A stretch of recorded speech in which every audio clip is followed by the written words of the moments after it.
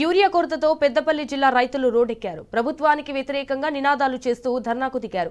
రహదారిపై బైఠాయించి అన్నదాతలు రాస్తారోకో నిర్వహించారు. గత 10 రోజులుగా పీఎస్ఈఎస్ వద్ద పడిగాపులు కాస్తున్న బస్తా యూరియా కూడా దొరకడం లేదని ఆవేదన వ్యక్తం చేశారు. ఇటు రేవంత్ చేతగానితనం వల్లే తమకు ఈ దుస్థితి వచ్చిందని రైతులు మండిపడుతున్నారు.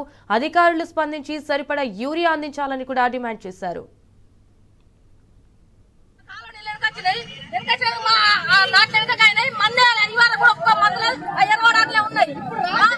లిక్విడ్ అంటారు 270 రూపాయల బత్తకు 405 700 అట్లయినా తక్కువ అంటే మేడం ఇట్లా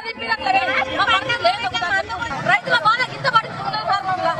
కేసీఆర్ వెనకడికెళ్ళి ఈ కాంగ్రెస్ ప్రభుత్వం మొత్తం ముక్కలిన రైతుల మాకు టోకెన్లు ఇచ్చారు. అయితే ఇప్పుడు ఏమంటారు మేడం దగ్గర పోతే ఉన్నది అప్పన్నపేట వాళ్ళకి బస్తాలు ఇవ్వం, మీ ఊరికే లీడ్ వస్తాయి. మరి ఇక్కడ ఈ బస్తాలు ఎవరికి ఇస్తారు మేడం అంటే అప్పన్నపేట వాళ్ళకి లేకుండా బన్నంపల్లి, రాఘోపూర్, పెద్దపల్లి వాళ్ళకి మరి టోకెన్లు అంటే మీ టోకెన్లు దింపి బోర్లవారి తప్ప ఈ మోటార్ టోకెన్లు ఏం పని చేయని చెప్పేసి మాకు మేము పొద్దున్న నుంచి పడిగాపులు కాల్చి వాళ్ళు రాసియకు అని చెప్తే వాళ్ళు రాసిచ్చిరే తప్ప మాకు ఈ విషయం మాకు తెలియదు అని చెప్పి రైతులకు ఊరిన బస్తాలు ఇస్తానని ఇస్తలేరు.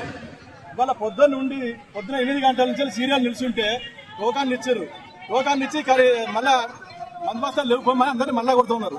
అందుకే ఇప్పుడు ధర్నా చేసినాం. మాకు ఖచ్చితంగా ఊరే బస్తాలు కావాలి ఇప్పుడు.